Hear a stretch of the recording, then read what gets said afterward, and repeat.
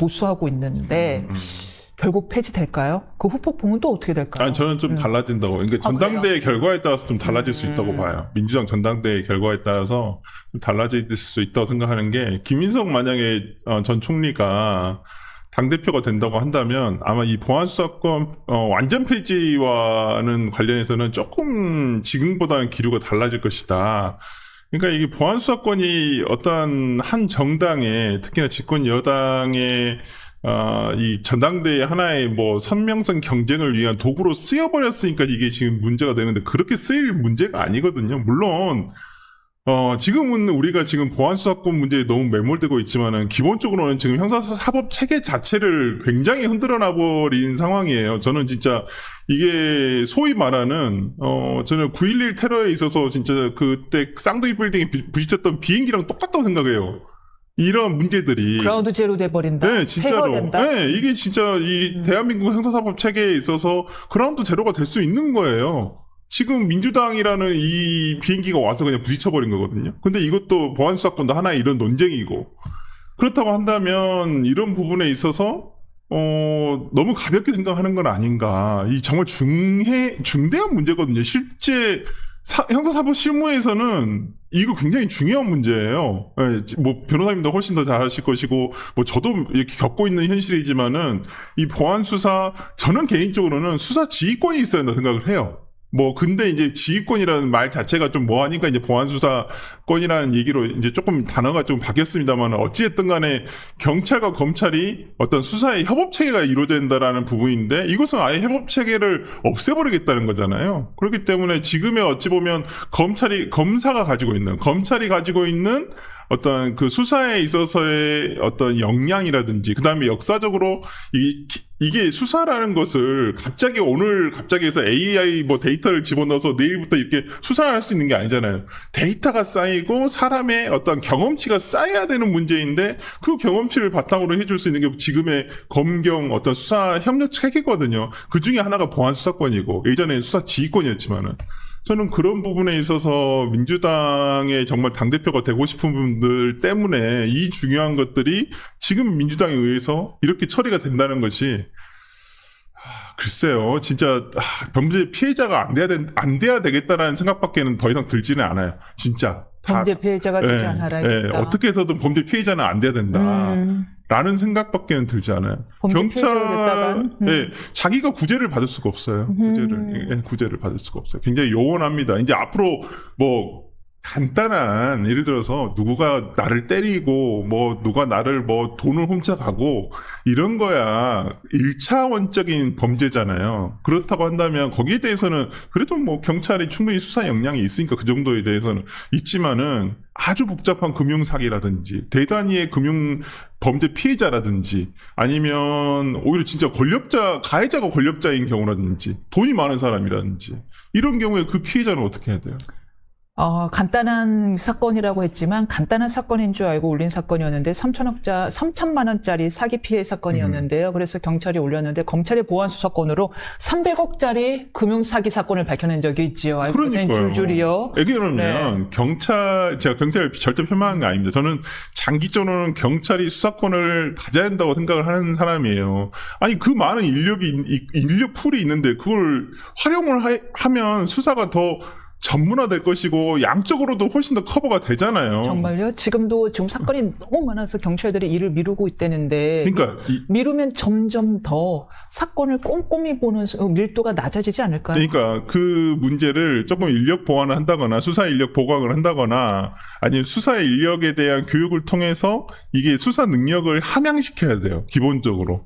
이 수사에 대해서는 어떤 지점을 봐야 되는지, 어떤 걸 체크를 해야 되는지, 이런 것들을 해야 되는데, 말씀하셨다시피 지금 경찰이라는 것이 우리가 수사만 하는 공무원 집단이 아니잖아요. 경찰 실제 보면은 행정하는 경찰 수가 훨씬 많습니다. 수사는 적어요. 그렇죠. 경비 업무도 있고, 그다음 치안 유지 업무도 있고, 그다음 수사 업무도 하나의 파트죠. 맞습니다. 네, 그러다 보니까 수사에 이게 특화된 조직은 아니에요. 기본적으로. 그래서 아니, 사람인 이상, 제가 예를 들어서 저도 공무원이라고 치면 같은 월급 받아요. 그럼 자기들 편한 부서 가고 싶은 게 사람의 인지상정이지 맨날 범죄인들 데려다 놓고 수사하고 이러고 싶겠어요? 아니잖아요. 그러니까 수사 파트에서 조금 빠져서 경비 파트나 아니면 진짜 행정 파트로 빠지고 싶은 게 당연히 공무원들도 경찰 공무원들도 그렇게 갈 수밖에 없는 거죠. 그렇기 때문에 저는 지금의 어떤 그 경찰에 대한 그런 부분도 있기는 하지만은 검찰에서 이런 부분을 좀 보완해주는 역할을 했었다고 생각을 하거든요, 기본적으로. 근데 그게 앞으로 이렇게 사라져 버린다고 생각을 하니까 좀 애석하다. 국민은 수사권 함양 능력 함양을 위한 실험 대상이 될 수는 없지요. 당연히 그렇죠. 될 수가 없는데, 그런데 이제 한편 김한규 의원이죠. 미국 변호사였나요? 아니요, 이분은 사시대죠. 김앤장 김한규 변호사가 그 김앤장 출신인데 보안소수 요구권을 좀 보완함으로써 그 우려를 불식시킬 수 있다라고 이야기합니다. 아니 그게 저는 김한규 의원님 분명히 이거 잘 알고 계실 거 생각하는데 지금 이제 뭐 당직도 아마 원내 쪽에 무슨 당직이 있으신 것 같아요. 이거 말이 안 되는 거 스스로 잘 모르실까요? 아니 보안 수사권이라는 메인을 없애면서 잠깐만 속 붙었습니다. 네. 이 사람은 뭐예요? 장윤기가요 법정에서 성범죄 목적의 살인을 인정했다라고. 그러면 본인도 인정하는 걸 아버지와 경찰들이 그렇게 감춰준 거였거든요. 그러니까 저는 제일 처음에 왜 이렇게 범행의 동기 목적이냐, 동기에 대한 정황 증거잖아요. 그게 왜 그렇게 아버지가 진짜 그걸 위험을 감수하고 했을까라는 좀 의구심이 있었거든요. 그걸 본인이 약간 이런 뉘앙스가 있었다는 거네요. 분명히 초기 진술에서도 이런 진술이 아마 있었을 거라고 생각을 하거든요. 그렇다고 한다면 이건 진짜 판이 달라지는 거잖아요. 그냥 단순 살인죄와 강간 목적의 살인죄라는 부분과 강간 살인이 될 수도 있는 부분인데 일단 전 법리적으로 또 나중에 따져봐야 되겠지만은 어찌됐든 간에 어떤 범행의 동기라든지 이런 부분을 파악하는 데 있어서 전혀 새로운 거잖아요. 우리가 제일 처음에 이 사건이 벌어졌을 때 그냥 대부분의 언론 보도는 그냥 우발적인 범행이라 그랬거든요. 그냥 약간 정신 이상자에 의한 우발적 범행이다 그랬는데 그게 아니라는 게 이미 드러나 버렸다는 정작 장윤기 씨는 동기를 숨길 마음도 없었던 거고 어떻게 보면은 그렇죠. 약간 아버지 근데 저희 내피셜이지만 아버지에 대한 복수심으로 살았던 사람이 아닌가 할 정도로 왜냐하면 그간 아버지가 감춰준 게 한두 개였겠어요. 이걸 이렇게까지 버릴 정도면 그간 감춰준 것도 한두 개도 아니었을 테고 얼굴도 당당하게 공개할 정도로 약간 아버지에 대한 복수심으로 나는 다 오픈할 준비가 되어 있었는데 아버지와 그 주변 친구들이 숨겨주고 있었던 것 아닌가. 그렇죠. 그러니까 이번 사건이 물론 이제 그 사건 자체도 굉장히 충격적입니다만은, 저는 이제 피해자 가족들의 절규를 잊을 수가 없어요. 진짜 경찰이 범인이다. 경찰이 살인범을 비호해주고 있다. 그렇게 생각 안 하는 게 더 이상하잖아요. 그 정도로 이번 사건이 어찌 보면 경찰에 의해서 이게 암장될 뻔한 범행의 동기 자체가 암장될 뻔한 그 사건인데, 이게 보안사건과 맞물리다 보니까 이게 조금 더 폭발력이 있게 보인 것도 사실인 것 같기는 합니다만은. 그런 와중에 김어준 씨가 그 유족 가슴에 대못을 박았습니다. 장윤기 정도의 사건이 1년에 몇 건씩 있는 사건인데, 언론의 여론몰이다. 의도가 있는 것 같다. 누가 의도가 있다는 거죠? 그러니까 이런 음모론자의 머리와 입과 말에 기대고 있는 민주당 사람들이 참 가여운 거죠. 이런 건 진짜 이런 음모론자들의 말에 대해서 또 아무 말도 안 하잖아요. 여기에 대해서 당연히 비판이 가야죠. 그러니까 만약에 이런 걸 김어준 씨가 아니라 보수 진영의 어떤 사람이 했다. 난리가 났을 거예요. 너무 선택적 분노 아닌가요? 그러니까요. 저는 이제는 민주당에서 이제 김어준 씨 같은 사람도 좀 선절 좀 하시고 아니 사건에 대해서 상황 파악을 이 정도로 하고 있는 사람에 대해서 어떻게 절하란다고 절하고 다니는 그런 민주당 의원들이 그게 맞는지 싶어요. 저는 참 이게 어떻게 1년에 몇 건씩 일어날 수 있는 일이라고 생각한 것 자체도 말이 안 되는 거고, 여론몰이라니요. 본인이 여론몰이 하는 거 아닌가요? 네, 본인이 오히려 여론을 허도하고 있는 거죠. 이런 민심이라든지 지금 국민들이 이 부분을 얼마나 심각하게 보고 있나라는 것을 본인이 지금 허도를 하고 있는 거잖아요. 자신의 유튜브 방송을 보는 소위 말하는 민주당의 어떤 진보 진영의 강성 지지층들을 통해서 자기가 여론을 허도하고 여론몰이를 하고 있는 거예요. 본인은 걱정 없겠죠. 왜냐하면 본인은 피해자가 되더라도 자신이 갖고 있는 스피커 기능을 이용해서 최강욱 의원이 얘기했던 듯이 떠들면 되니까 언론이 떠들면 언론에 되니까 이르면 되니까 자기가 언론이니까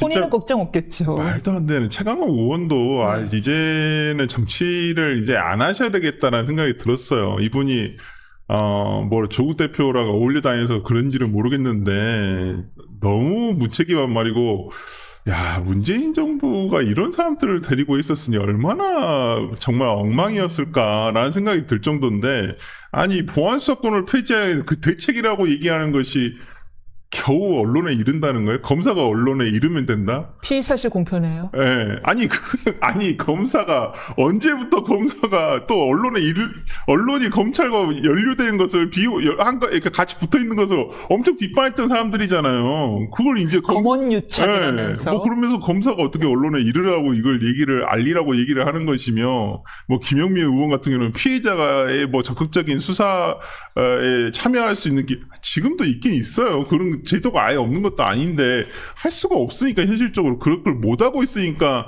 이런 거에 대한 보완책을 만들려고 하는 건데 거기에 대해서 없애자고만 얘기를 한 다음에 우리는 대책이 뭐 이런 게 있어 언론에 이르기나 아니면 피해자가 경찰서에 가서 수사관한테 한번 물어봐. 든든하네요. 진짜 참 너무 무책임하다. 저는 이제 솔직히 말하면 약간 입이 아파요. 내가 누굴 위해 이렇게 떠들어야 되나? 솔직히 우리 변호사들은 일러나는 건데. 그렇죠.